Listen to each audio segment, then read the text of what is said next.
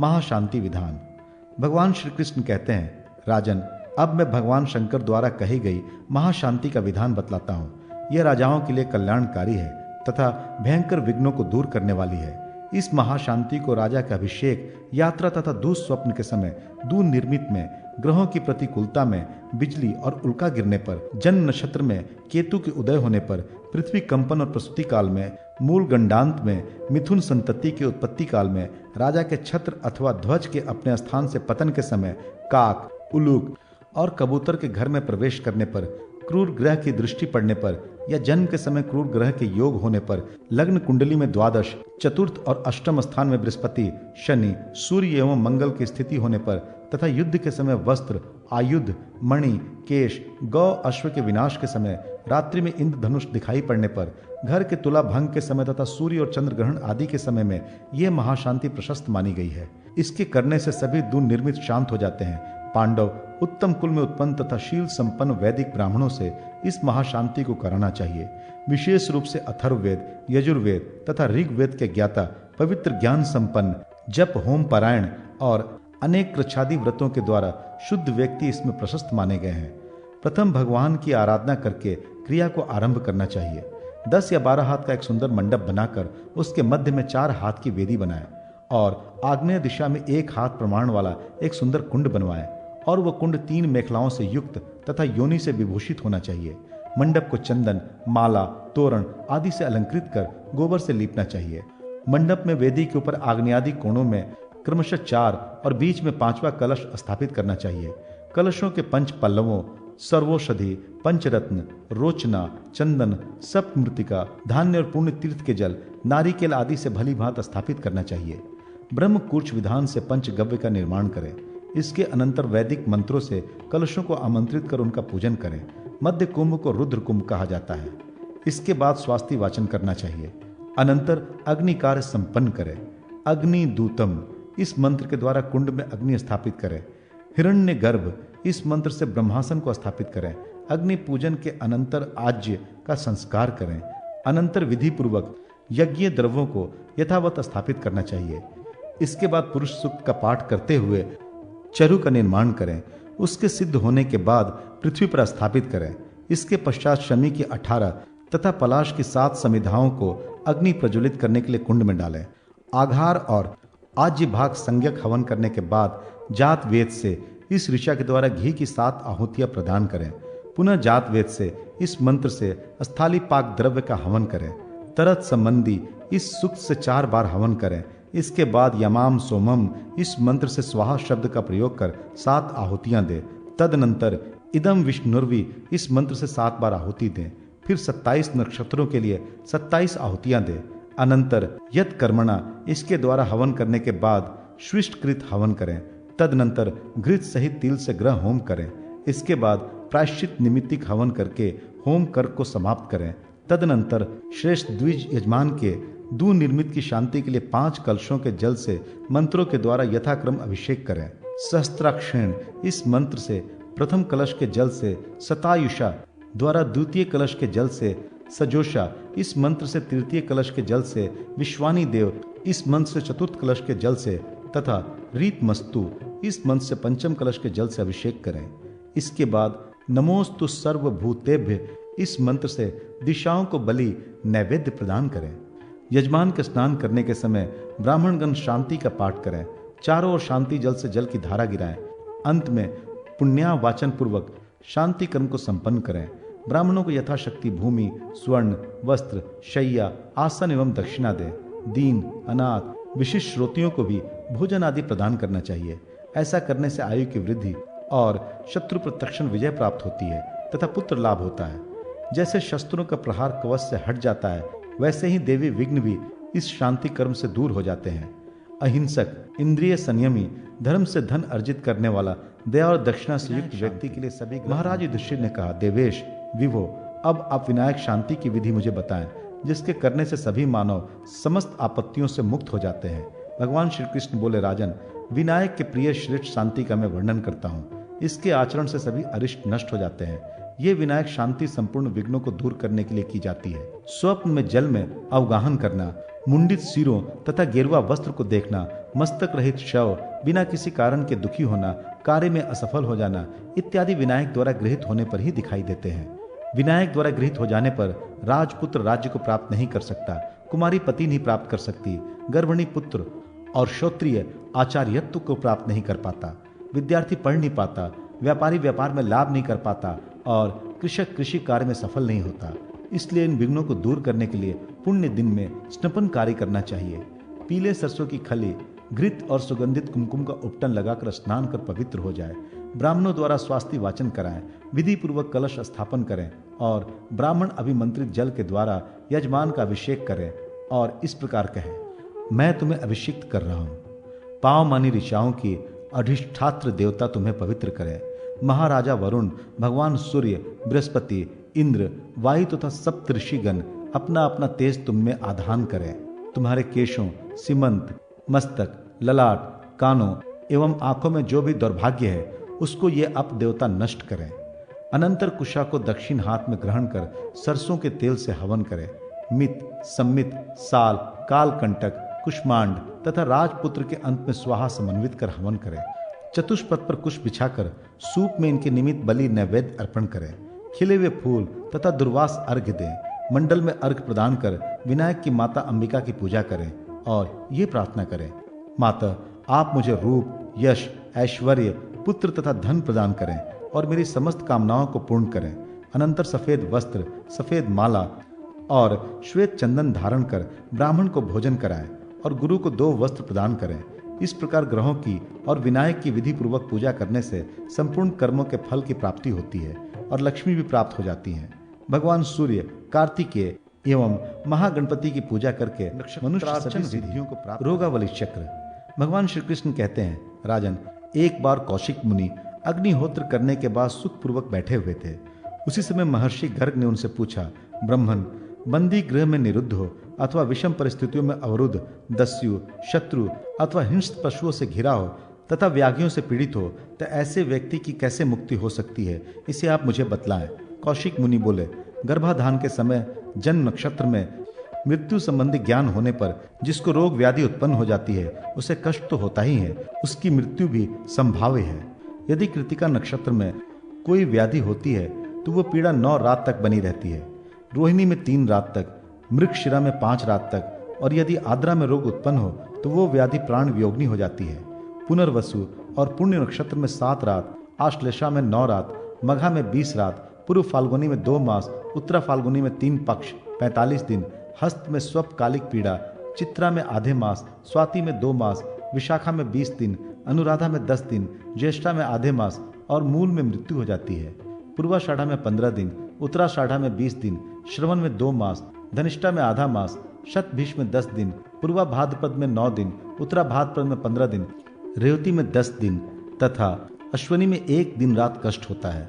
मुने, कुछ विशिष्ट नक्षत्रों में व्याधि उत्पन्न होने पर मनुष्य के प्राण तक चले जाते हैं, इसमें संदेह नहीं। इसकी विशेष जानकारी के लिए ज्योतिषियों से भी परामर्श करना चाहिए। रोग के प्रारंभिक नक्षत्र का ज्ञान हो जाने पर उस नक्षत्र के अधिदेवता के निमित्त निर्दिष्ट द्रव्यों द्वारा हवन करने से रोग व्याधि की शांति हो जाती है। व्याधि नक्षत्र के किस चरण में उत्पन्न हुई है उसका ठीक पता लगाकर आपत्तिजनक स्थितियों में व्याधि से मुक्ति के लिए उस नक्षत्र के स्वामी के मंत्रों से अविष्ट समिधा द्वारा हवन करना चाहिए। अश्वनी नक्षत्र में क्षीरी, दूध वाले वट, पीपल, खिरनी आदि वृक्षों की समिधा से अश्वनी कुमारे के मंत्रों से हवन करना चाहिए। भरणी में यम दैवत यमाय स्वाहा इस मंत्र से घी, मधु और तिल से हवन करना चाहिए। इसी प्रकार कृतिका में अग्नि के मंत्रों से हवन करना चाहिए। रोहिणी में प्रजापति के मंत्र से, मृगशिरा में घी से, पुनर्वसु में दीति देवी के लिए दूध और घी मिश्रित आहुति प्रदान करनी चाहिए। पुष्य में बृहस्पति के मंत्रों से घी और दूध द्वारा, आश्लेषा के देवता सर्प हैं, अतः बढ़ के दूध और घी से मिश्रित आहुति देनी चाहिए। इसी प्रकार स्वाति, मूल आदि सभी नक्षत्रों में घी मिश्रित आहुति देनी चाहिए। मुनि, ब्रह्मा जी ने यह बतलाया है कि विधि पूर्वक गायत्री मंत्र द्वारा भी प्राय 1 सहस्त्र घृत की आहुतियां देने पर संपूर्ण ज्वरों एवं व्याधियों का सद्य उपशमन हो सकता है, क्योंकि गायत्री का अर्थ ही है गान, हवन, पूजन द्वारा त्राण। महर्षि वशिष्ठ जी ने राजा इक्ष्वाकु से कहा, राजन, अब आपको एक व्रत बतला रहा हूं जिससे महाफल की प्राप्ति होती है और सैकड़ों दोष पापों का शमन हो जाता है। राजा इक्ष्वाकु ने पूछा, ब्राह्मण, मुख्य रूप से 100 अपराध या दोष पाप कौन कौन है और वह व्रत कौन सा है जिसके अनुष्ठान मात्र से उनकी शांति हो जाती है? इस व्रत में किस देवता की पूजा होती है और किस समय यह व्रत किया जाता है? आप बतलाने की कृपा करें। महर्षि वशिष्ठ बोले, महाबाहो, अपराध शत शमन व्रत को सुने, जिसका अनुष्ठान करने मात्र से ही मनुष्य को सभी प्रकार की कामनाएं और मुक्तियां प्राप्त हो जाती हैं। कृत अकृत सभी गुरुतर पाप रुई की राशि के समान जलकर भस्म हो जाते हैं। राजन, अब आप इन अपराधों के नाम और लक्षण को सुने।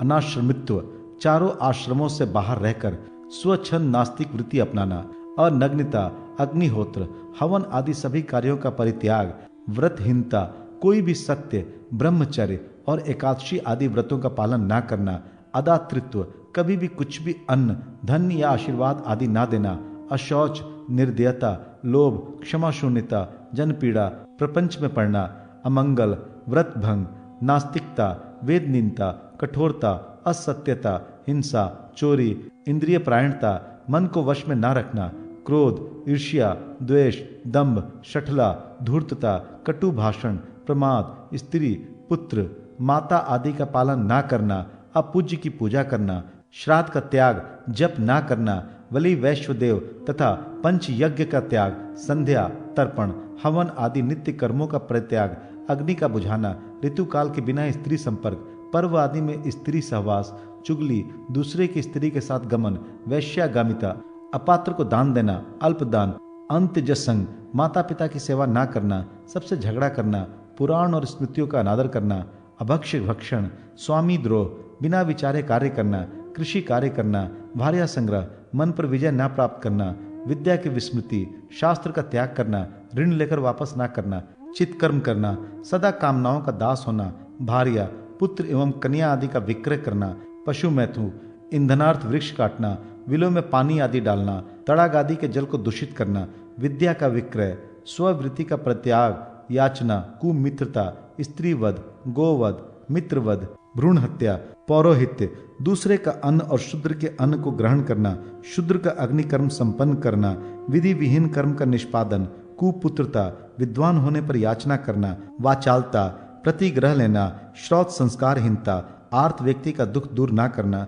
ब्रह्म हत्या, सुरापान, स्वर्ण चोरी, गुरु पत्नी गमन तथा पातकियों के साथ संबंध स्थापित करना, ये अपराध है। अन्य तत्ववेताओं ने भी विविध प्रकार के अपराधों को कहा है। अनग, भगवान सत्येश की पूजा करने से तक्षण सभी प्रकार के अपराध नष्ट हो जाते हैं। मनुष्यों द्वारा व्रत और पूजन करने से भगवान स्वयं उसके वश में हो जाते हैं। ये जगतपति भगवान विष्णु लक्ष्मी के साथ सत्य रूपी ध्वज के ऊपर स्थित रहते हैं। इनके पूर्व में वामदेव, दक्षिण में नरसिंह भगवान, पश्चिम में भगवान कपिल, उत्तर में वराह तथा उधर में अच्युत स्थित रहते हैं। इन्हें ब्रह्म पंचक जानना चाहिए। ये सत्येश हैं, इन्हीं की सदैव पूजा करनी चाहिए। ये सत्येश भगवान पद्म, कौमोद की गदा, पांचजन्य शंख तथा सुदर्शन चक्र धारण किए रहते हैं। उनके चरण कमल के अग्रभाग में पवित्र गंगा का प्रादुर्भाव हुआ है। उनकी 8 शक्तियां हैं जिनके नाम इस प्रकार हैं: जया, विजया, जयंती, पाप नाशनी, उन्मीलनी, वंजली, त्रिस्पृशा और विवर्धना। वे भगवान हरि शुक्लांबरधारी, सौम्य, प्रसन्न मुख, सभी आभरणों से युक्त, शोभायमान और भुक्ति मुक्ति प्रदाता हैं। राजन, उनकी जिस विधि से प्रयत्न पूर्वक पूजा करनी चाहिए उसे आप सुने। मार्गशीर्ष आदि 12 मासों में द्वादशी, अमावास्या अथवा अष्टमी के दिन शुक्ल या कृष्ण पक्ष का विचार किए बिना शुद्ध होकर उपवास पूर्वक व्रत करना चाहिए। शुक्ल और कृष्ण पक्ष दोनों पक्षों में जनार्दन की पूजा करने का संकल्प लेना चाहिए। इस प्रकार नियम ग्रहण करके दंत धावन पूर्वक तडाग, पुष्कर अथवा घर पर ही स्नान कर नित्य नैमित्तिक कर्म करना चाहिए। एक पल स्वर्ण के मान से लक्ष्मी सहित सत्येश की प्रतिमा बनवाएं जो अष्टशक्तियों से समन्वित पद्मासन पर स्थित हो।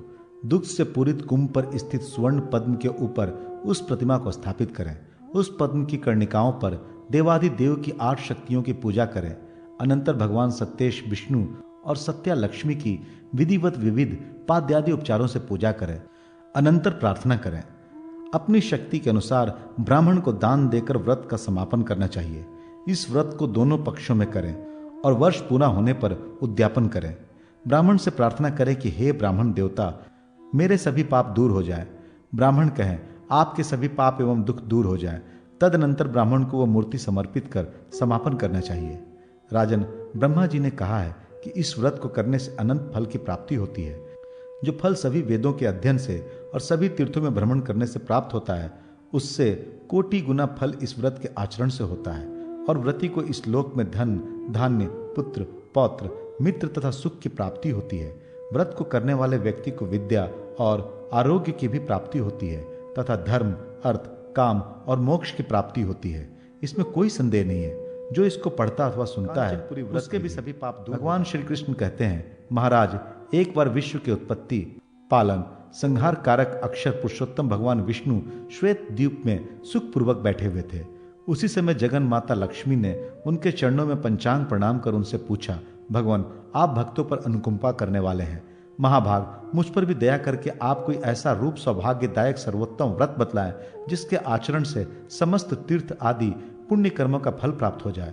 भगवान विष्णु बोले, देवी, जिस प्रकार आश्रमों में गृहस्थ आश्रम, वर्णों में ब्राह्मण, नदियों में गंगा, जलाशयों में समुद्र, देवताओं में विष्णु, मैं तथा स्त्रियों में तुम लक्ष्मी श्रेष्ठ हो, उसी प्रकार व्रतों में कांचनपुरी व्रत उत्तम है। इस व्रत का पहले भगवती पार्वती ने भगवान शंकर के साथ अनुष्ठान किया था। सीता जी ने भी भगवान श्री राम के साथ इसी व्रत का पालन कर अखंड साम्राज्य स्थापित किया था। दमयंती के वियोग में राजा नल ने भी इस व्रत को किया था। वनवासी पांडवों ने भी द्रौपदी के साथ इस व्रत का आचरण किया और सभी कष्टों से मुक्त होकर साम्राज्य लाभ किया। भद्रे, ये व्रत स्वर्ग और मोक्ष को प्रदान करने वाला है। रंभा, मेनका, इंद्राणी, शची, सत्यभामा, शांडली, अरुंधति, उर्वशी तथा देवदत्ता आदि श्रेष्ठ स्त्रियों ने इस व्रत का आचरण करके सौभाग्य, सुख और अपने मनोरथ प्राप्त किए थे। पाताल में नाग कन्याओं ने और गायत्री, सरस्वती एवं सावित्री आदि उत्तम देवियों तथा अन्य नारियों ने भी सभी कामनाओं की पूर्ति की अभिलाषा से इस व्रत का अनुष्ठान किया था। ये व्रत सभी प्रकार के दुखों का नाशक, प्रतिवर्धक तथा व्रतों में उत्तम है, इसलिए इस व्रत का मैं वर्णन कर रहा हूँ। इसके अनुष्ठान से ब्रह्म हत्या आदि महापातकों के करने वाले, तौल माप में कमी करने वाले, कन्या बेचने वाले, गौ बेचने वाले, अगम्य गमन में लिप्त, मांस भक्षी, जारज पुत्र के यहाँ भोजन करने वाले, भूमिका हरण करने वाले आदि पाप कर्मी भी पापों से निसंदेह मुक्त हो जाते हैं। इसकी विधि इस प्रकार है। देवी, यह कांचनपुरी व्रत किसी महीने में शुक्ल या कृष्ण पक्ष की तृतीया, एकादशी, पूर्णिमा, संक्रांति, अमावास्या तथा अष्टमी को उपवास पूर्वक किया जा सकता है। व्रती इस दिन कांचनपुरी बनवाकर दान करे। वो पूर्वाहन में नदी आदि के शुद्ध निर्मल जल में स्नान करे। पहले मंत्र पूर्वक पवित्र मृतिका ग्रहण कर उसे शरीर में लगाए, फिर जल में गोते लगाए। इस विधि से स्नान कर शुद्धात्मा व्रती अपने घर आए और उस दिन किसी पाखंडी, विधर्मी, धृत, शठ आदि से वार्तालाप न करे। अपना हाथ पैर धोकर पवित्र हो आचमन करे। एक उत्तम जल से भरा स्वर्ण युक्त शंख लेकर उस जल को द्वादशाक्षर मंत्र से अभिमंत्रित कर हरि इस मंत्र का जप कर जल पी लें। शमी वृक्ष से 4 स्तंभों से युक्त एक वेदी बनाए जो 4 हाथ प्रमाण की हो। वेदी को पुष्पमाला, वितान, दिव्य धूप आदि से अधिवासित और अलंकृत कर लें। वेदी के मध्य में एक पद्म की रचना करें। मंडल के बीच में सुंदर एक भद्रपीठ का निर्माण कराएं। भद्रपीठ के ऊपर सुंदर आसन पर लक्ष्मी के साथ भगवान जनार्दन की स्थापना करें। मंडल के अग्रभाग में जल पूर्ण कलश की स्थापना कर उसमें क्षीर सागर की कल्पना करें। कलश पर 4 पल, 2 पल अथवा 1 पल की कांचनपुरी की स्वर्णमयी प्रतिमा बनाकर स्थापित करें। उसके आगे कदली स्तंभ और तोड़न लगाए। फिर ब्राह्मणों द्वारा उसकी प्रतिष्ठा कराएं। उस पुरी के मध्य में विष्णु सहित लक्ष्मी का स्वर्णमय प्रतिमा की स्थापना करनी चाहिए। पंचामृत से देवेश नारायण तथा लक्ष्मी को स्नान कराकर मंत्रों का उच्चारण करते हुए चंदन, पुष्प आदि उपचारों द्वारा उनका पूजन करना चाहिए। इंद्र आदि लोकपालकों की पूजा भी यथाक्रम से करनी चाहिए। विघ्न निवारण के लिए गणपति तथा 9 ग्रहों का पूजन कर हवन करना चाहिए। तत्पश्चात पायस, सोहाल, फेनी, मोदक आदि का नैवेद्य अर्पित कर देश काल के अनुसार फल भी अर्पण करना चाहिए। 10 दिशाओं में 10 घृत पूरित दीपक प्रज्वलित करें। पुष्पमाला, चंदन आदि भी चढ़ाएं। साथ ही विष्णु स्वराज, पुरुष सूक्त आदि का पाठ करें। 16 सपत्निक ब्राह्मणों में लक्ष्मी विष्णु की भावना कर पूजा करें। अंत में पूजित सभी पदार्थ उन्हें निवेदित कर प्रार्थना करें कि हे ब्राह्मण देवता, भगवान विष्णु मुझ पर प्रसन्न हो जाए। शय्या दान तथा गोदान भी करें। जो कांचनपुरी आदि की प्रतिमा पूजित की गई है उसे व्रती देख न सके, इसीलिए वस्त्र से आच्छादित कर अपने नेत्रों को वस्त्र से ढककर दीप के साथ मंडप में ले जाएं और आचार्य कहें, आप सभी कामनाओं को देने वाली एवं दुख दौर्भाग्य को दूर करने वाली इस रमणीय कांचनपुरी का दर्शन करें। अनंतर व्रती नेत्र के वस्त्र को खोलकर गुरु के सम्यक पुष्पांजलि देकर उस शुभ पुरी का दर्शन करें। तदनंतर चांदी, तांबे अथवा किसी शंख में पंचरत्न, गंगाजल, फल, सरसों, अक्षत, रोचना तथा दही मिश्रित अर्घ बनाकर भगवान विष्णु को प्रदान करें और प्रार्थना करें, सभी कामनाओं को पूर्ण करने वाले भगवान लक्ष्मी नारायण, आप इस स्वर्ण पुरी के प्रदान करने से मनोवांछित फल पूर्ण करें। नारायण, लक्ष्मीकांत, जगन्नाथ, आप इस अर्घ को ग्रहण करें, आपको नमस्कार है। इस प्रकार महातेजस्वी भगवान विष्णु को अर्घ्य देकर भक्ति पूर्वक देवी लक्ष्मी को भी अर्घ्य प्रदान करना चाहिए और कहना चाहिए कि देवी, आप ब्रह्मा, विष्णु, शंकर, पार्वती एवं भगवान कार्तिकेय से पूजित हैं। धर्म की कामना से मेरे द्वारा भी आप पूजित हैं।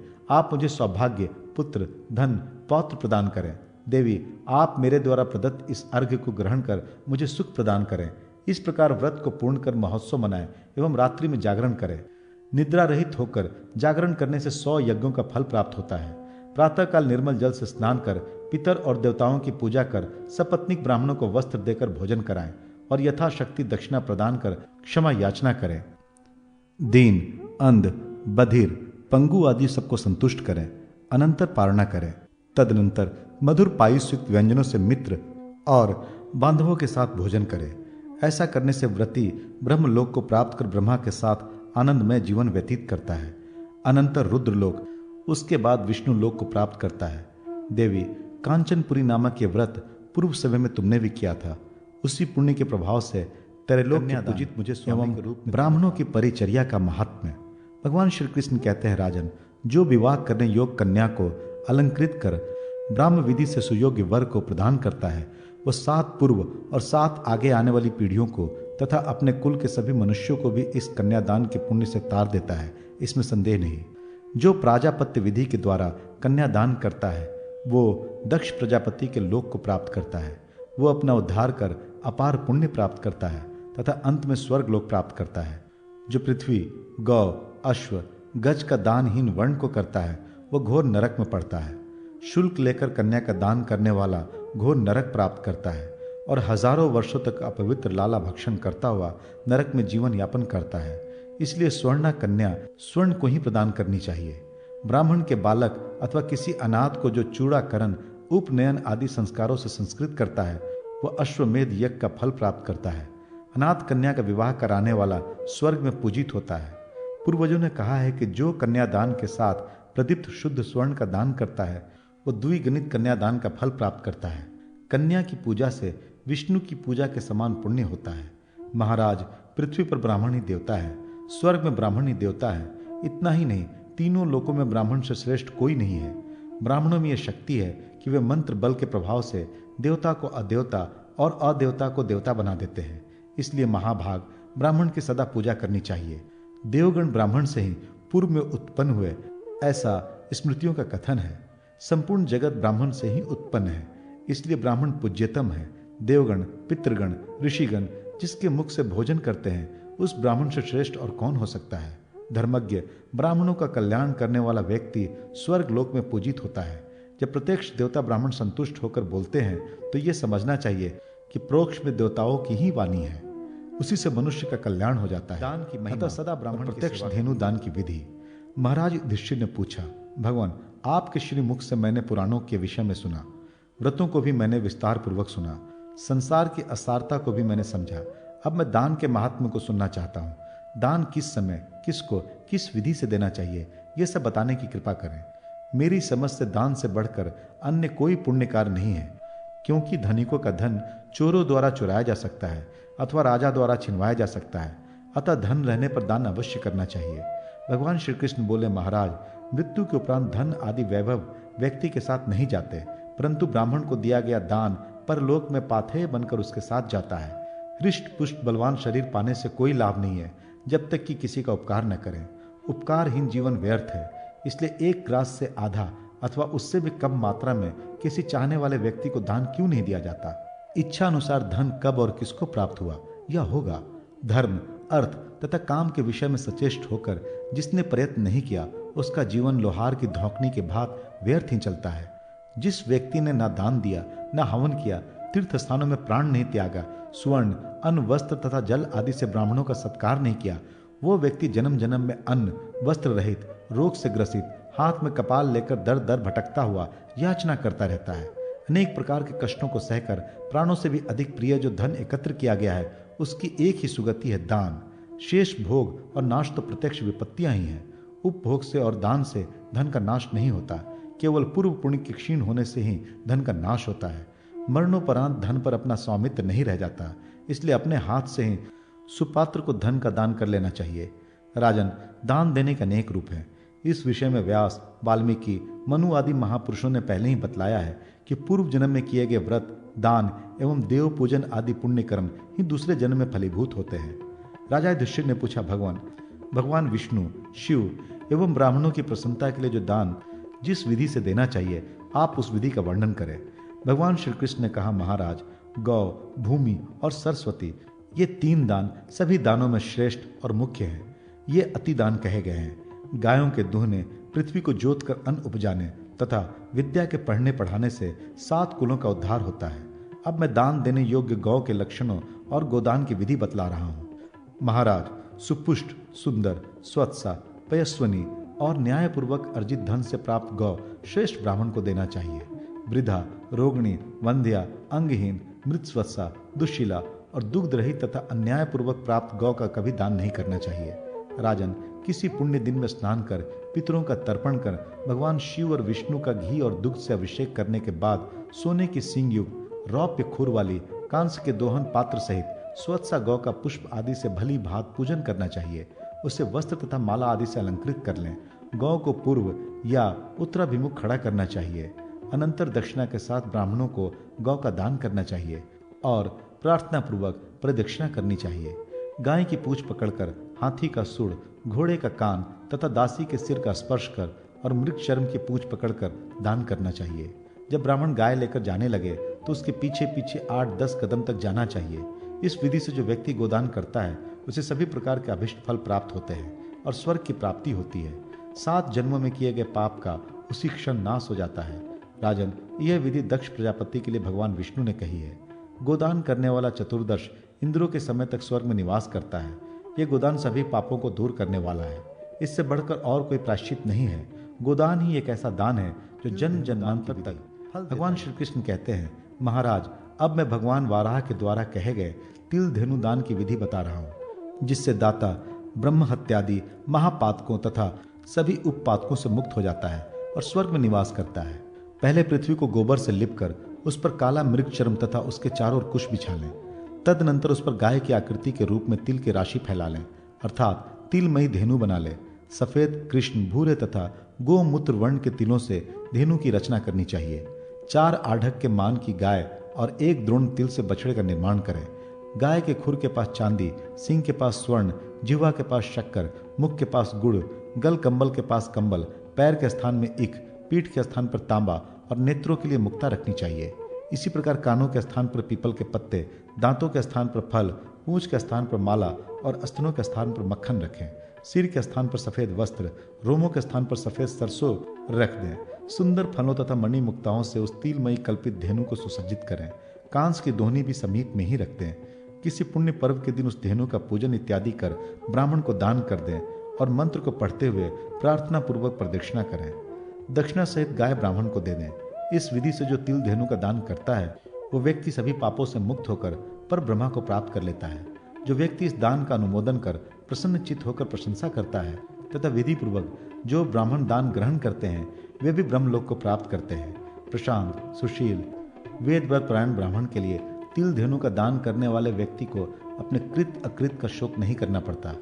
तिल धेनु दान करने वाले व्यक्ति को 3 दिन अथवा 1 दिन तिल का ही भोजन करना चाहिए। दान करने से मनुष्य के पाप नष्ट हो जाते हैं और उसके अंदर पवित्रता आ जाती है।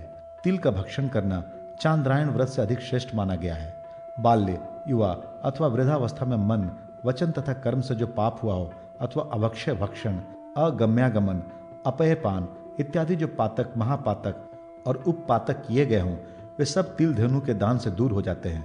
पवित्र गंगा आदि नदियों में थूकने तथा नग्न स्नान करने से जो पाप होता है वो भी नष्ट हो जाता है। तिल धेनु का दान करने वाला व्यक्ति यमलोक के मार्ग की भयंकर यातनाओं का अतिक्रमण कर सुवर्ण के विमान में बैठकर उत्तम लोक में चला जाता है। राजन, नैमिषारण्य में कथा प्रसंग के समय मुनियों ने यह विधि सुनाई और नारद जी ने मुझे इस विधि का उपदेश किया। वही तिल धेनु दान की विधि मैंने आपसे कही है।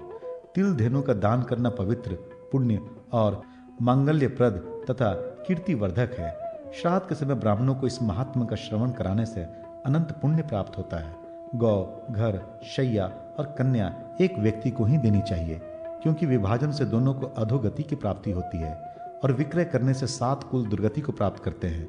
इस दान के प्रभाव से दान करने वाला उत्तम विमान में बैठकर साक्षात विष्णु भगवान के समीप पहुंच जाता है। माघ अथवा कार्तिक की पूर्णिमा, चंद्र सूर्य ग्रहण, अयन संक्रांति, विषु योग, व्यातिपात योग, वैशाख अथवा मार्गशीर्ष की पूर्णिमा और गज छाया योग में दान के प्रसंग में महर्षि मद्गल का आख्यान। भगवान श्री कृष्ण कहते हैं, महाराज, अब मैं जल धेनु दान की विधि बता रहा हूँ, जिससे देवादि देव भगवान विष्णु प्रसन्न होते हैं। उत्तम जल से पूर्ण एक कलश स्थापित करें। उसमें पंचरत्न, धान्य, दुर्वा, पंच पल्लव, कुछ संज्ञक औषधि, खश, जटामांसी, मुरा, प्रियंगु और आंवला छोड़े। फिर उसे 2 श्वेत वस्त्रों, यज्ञोपवीत और पुष्प मालाओं से अलंकृत करें। कुश के आसन पर कलश को रखकर उसके आसपास जूता, छाता आदि तथा चारों दिशाओं में चांदी के 4 पात्रों में तिल, दही, घृत तथा मधु भरकर रखें। कलश में स्वत्सा धेनु की कल्पना कर उसे गोमय से उपलिप्त कर दें। पूछ के स्थान पर माला लटका दें। समीप में दोहन पात्र भी रख लें। इसके बाद सब उपचारों से भगवान विष्णु की यथाशक्ति पूजा करें। उसके बाद कलश में जल धेनु की अभिमंत्रणा करें और इस प्रकार कहें, जो गौ माता भगवान विष्णु के वक्ष स्थल में लक्ष्मी के रूप में निवास करती हैं और अग्निदेव की पत्नी स्वाहा तथा चंद्रमा, सूर्य एवं इंद्र की शक्ति रूप में प्रतिष्ठित हैं, वे मेरे लिए इस जल रूपी कलश में अधिष्ठित हों। इस मंत्र से कलश में धेनु को प्रतिष्ठित कर वत्स समन्वित उस जल धेनु का तथा जलशाही भगवान अच्युत गोविंद का भली भांति पूजन करें। तदनंतर वीतराग और शांत चित होकर भगवान विष्णु की प्रसन्नता के लिए उस कलश स्थित जल धेनु का ब्राह्मणों को दान कर दें और इस प्रकार कहें, शेष नाग रूपी शैया पर शयन करने वाले शारंग धनुष से विभूषित जलशाही जगयोदिनी श्री संपन्न भगवान केशव, आप इस दान रूपी कर्म से मुझ पर प्रसन्न हों। दान करने के बाद उस दिन गो व्रत करना चाहिए। इस विधि से जल धेनु का दान करने वाला व्यक्ति सभी प्रकार के आनंद को प्राप्त करता है तथा उसे सार्वकालिक अतुल शांति प्राप्त होती है एवं सभी मनोरथों की सिद्धि हो जाती है। इसमें कोई संदेह नहीं। राजन, इस विषय में एक आख्यान सुना जाता है जो इस प्रकार है। किसी समय जातिस्मर महात्मा मुद्गल ऋषि भ्रमण करते हुए यमलोक में गए। वहां जाकर उन्होंने देखा कि पापी जीव अनेक प्रकार के कुंभी पाक आदि दारुण नरक में कष्ट भोग रहे हैं और यमराज के अति भयंकर दूत उन्हें अनेक प्रकार के दुख दे रहे हैं। मुद्गल मुनि को देखकर नरक के जीवों की पीड़ा शांत हो गई और उन्हें बड़ी प्रसन्नता हुई तथा वे सुख का अनुभव करने लगे। जीवों को सुखी देखकर मुनि को बहुत आश्चर्य हुआ। उस पर उन्होंने यमराज से इसका कारण पूछा। यमराज ने कहा, मुने, आपको देखकर नरक के जीवों को जो प्रसन्नता हुई है उसका कारण यह है कि आपने 3 जन्मों में विधिवत जल धेनु का दान किया है। उसी के प्रभाव से आपका दर्शन सबको आह्लादित कर रहा है। जो आपका दर्शन करेंगे, आपका ध्यान करेंगे, आपकी चर्चा सुनेंगे अथवा आप जिन्हें देखेंगे, स्मरण करेंगे, उनको भी सुख, शांति और आनंद होगा। जल धेनु का दान करने वालों को हजारों जन्मों तक कोई क्लेश नहीं होता। इससे अधिक प्रसन्नतादायक अन्य कोई कर्म नहीं है। मुने, अब आप मेरे द्वारा अर्घ्य, पाद्य आदि स्वीकार कर अपने धाम को जाइए। जिन्होंने भगवान विष्णु का आश्रय ग्रहण किया है वे मेरे द्वारा नियमन करने योग्य नहीं है। जो भगवान श्री कृष्ण का पूजन व्रत करता है, नित्य उनका ध्यान करता है, उनके कृष्ण, अच्युत, अनंत, वासुदेव आदि नामों का निरंतर उच्चारण करता है, वो इस लोक में नहीं आता। जो अच्युत प्रियताम ऐसा कहकर दान देता है वो मेरे लोक में नहीं आता। वे भगवान श्री कृष्ण संपूर्ण जगत के स्वामी हैं और हम सभी उनके आज्ञाकारी हैं। मैं लोगों का संयमन करता हूँ और मेरा संयमन भगवान श्री कृष्ण करते हैं। यमराज का यह वचन सुनकर अग्नि, शस्त्र आदि से पीड़ित सब नरक के जीव भगवान की स्तुति करते हुए उनके पवित्र नामों का स्मरण करने लगे।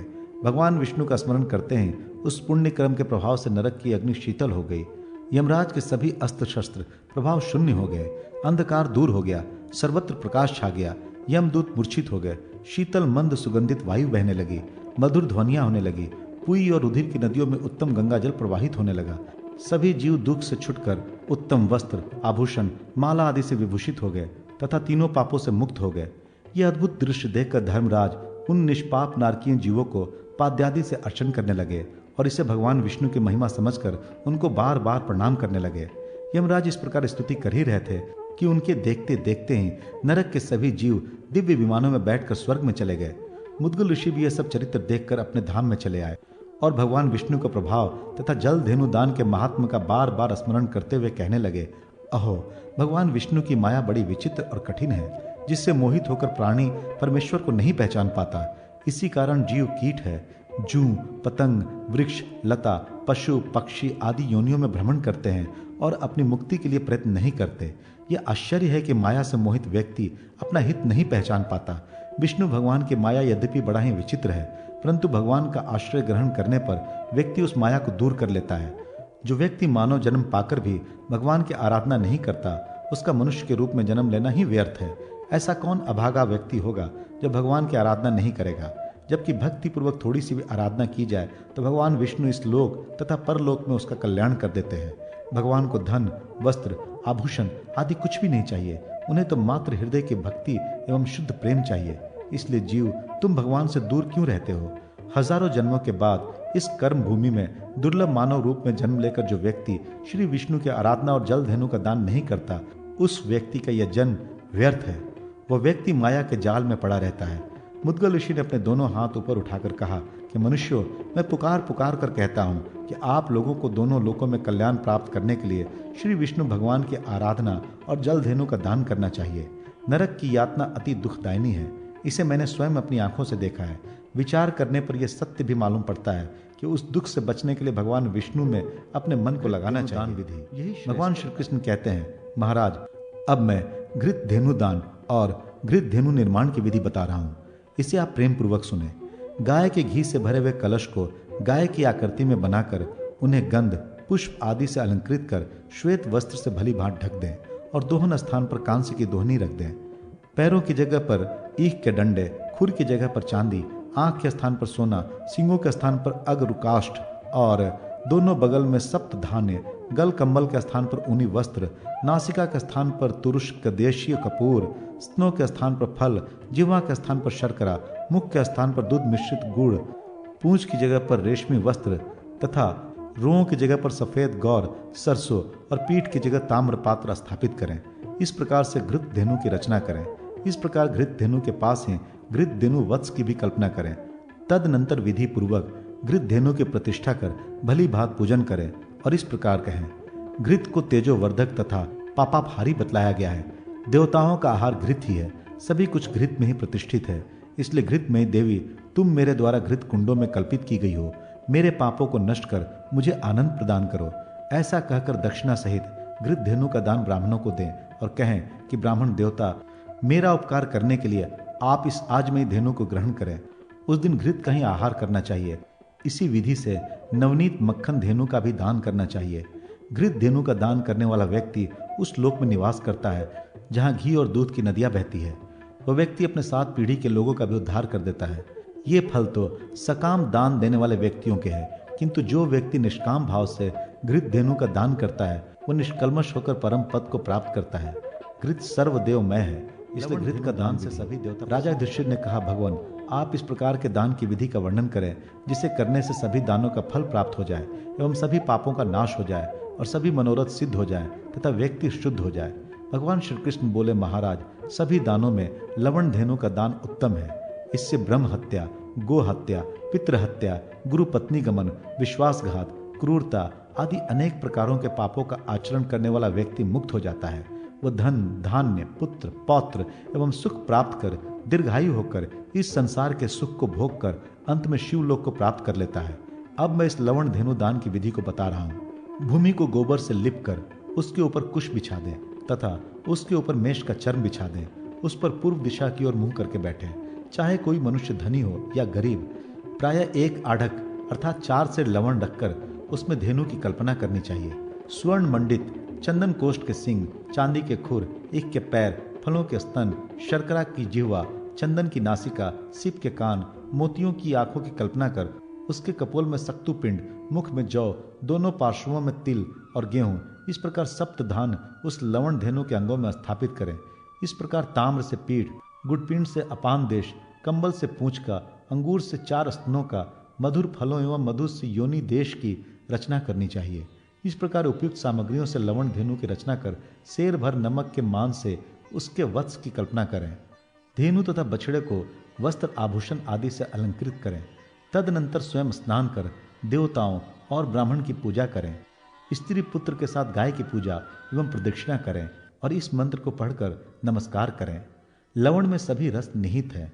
सभी देवताओं का निवास लवण में रहता है, इसलिए सर्वदेवमयी लवण धेनु आपको मेरा नमस्कार है। अनंतर दक्षिणा के साथ वो धेनु ब्राह्मण को समर्पित कर दें। राजन, लवण धेनु का दान करने से संपूर्ण पृथ्वी की परिक्रमा और सभी यज्ञों का दानों का भी फल प्राप्त हो जाता है। इस विधि से जो व्यक्ति रसमयी लवण धेनु का दान करता है उसे सौभाग्य, सुख, आरोग्य, संपत्ति, धन धान्य की प्राप्ति होती है तथा वो सुवर्ण धेनु दान विधि। भगवान श्री कृष्ण कहते हैं, महाराज, अब मैं सुवर्ण धेनु दान की विधि बता रहा हूं, जिससे संपूर्ण पापों से मुक्ति मिल जाती है। 50 पल, 25 पल अथवा जितना भी सामर्थ हो, उस मान में शुद्ध सुवर्ण रत्न जटित सुंदर कपिला सुवर्ण धेनु की रचना करनी चाहिए। उसके चतुर्थांश से उसका वत्स बनाएं, गले में चांदी की घंटी लगाएं, रेशमी वस्त्र ओढ़ाएं। इसी प्रकार हीरे के दांत, वैदुर्य का गलकंबल, तांबे के सींग, मोती की आंखें और मूंगे की जीभ बनाएं। कृष्ण मृग चर्म के ऊपर एक प्रस्थ गुड़ रखकर उसके ऊपर सुवर्ण धेनु को स्थापित करें। अनेक प्रकार के फल युक्त 8 कलश, 18 प्रकार के धान्य, छाता, जूता, आसन, भोजन सामग्री, तांबे का दोहन पात्र, दीपक, लवण, शर्करा आदि स्थापित करें। तदनंतर स्नान कर सुवर्ण धेनु की प्रदक्षिणा कर उसकी भली भांति पूजा करें। पूजन के अनंतर प्रार्थना पूर्वक उस सुवर्ण धेनु को दक्षिणा तथा सभी उपस्करों के साथ ब्राह्मण को दान करें।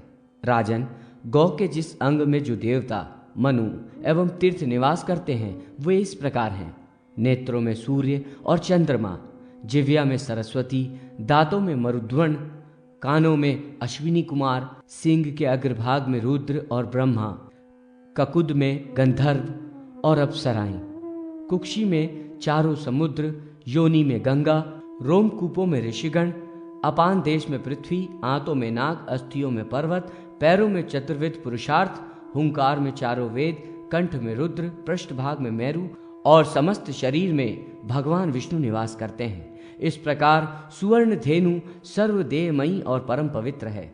जो व्यक्ति सुवर्ण धेनु का दान करता है वो मानो सभी प्रकार के दान कर लेता है। इस कर्म भूमि में ये दान बहुत दुर्लभ है, इसलिए प्रयत्न पूर्वक कांचन धेनु का दान करना चाहिए। इससे संसार से उद्धार हो जाता है और कीर्ति तथा शांति की प्राप्ति होती है तथा उसके संपूर्ण मनोरथ पूर्ण हो जाते हैं और अंत में उसे शिवलोक की प्राप्ति होती है।